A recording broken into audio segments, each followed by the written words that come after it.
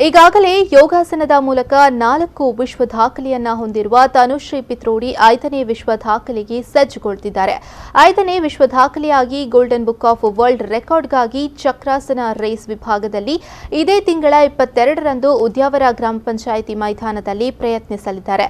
ಈಗಾಗಲೇ 4 ವಿಶ್ವ ದಾಖಲೆಯನ್ನ ಮಾಡಿರುವ ತನುಶ್ರೀ ಪಿತ್ರೋಡಿಯನ್ನು 152ಕ್ಕೂ ಹೆಚ್ಚು ಸಂಘ ಸಂಸ್ಥೆಗಳು ಗುರುತಿಸಿ ಗೌರವಿಸಿದೆ. ಈ ಕಾರ್ಯಕ್ರಮದ ಬಗ್ಗೆ ತನುಶ್ರೀಯ ತಂದೆ ಉದಯ್ ಕುಮಾರ್ ಮಾಹಿತಿಯನ್ನ ನೀಡಿದರು.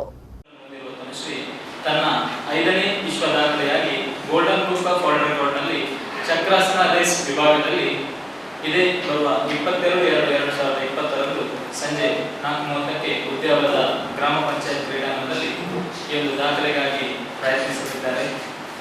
ಈ ದಾಖಲೆ ಈಗಾಗಲೇ ಹಿಮಾಚಲ ಪ್ರದೇಶದ 11 ವರ್ಷದ ಬಾಲಕ ಮಾಸ್ಟರ್ ಆಶೀಶ್ ಅವರ ಹೆಸರಿನಲ್ಲಿದೆ.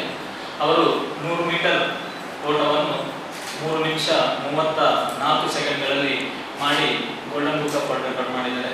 ಆ ದಾಖಲೆಯನ್ನು ಮುರಿಯುವಂಥ ಪ್ರಯತ್ನವನ್ನು ತನುಶ್ರೀ ಇದೇ ಬರುವ ಶನಿವಾರದಂದು ಮಾಡಲಿದ್ದಾರೆ. ಈ ಕಾರ್ಯಕ್ರಮಕ್ಕೆ ತಾವೆಲ್ಲರೂ ಆಗಮಿಸಬೇಕಾಗಿ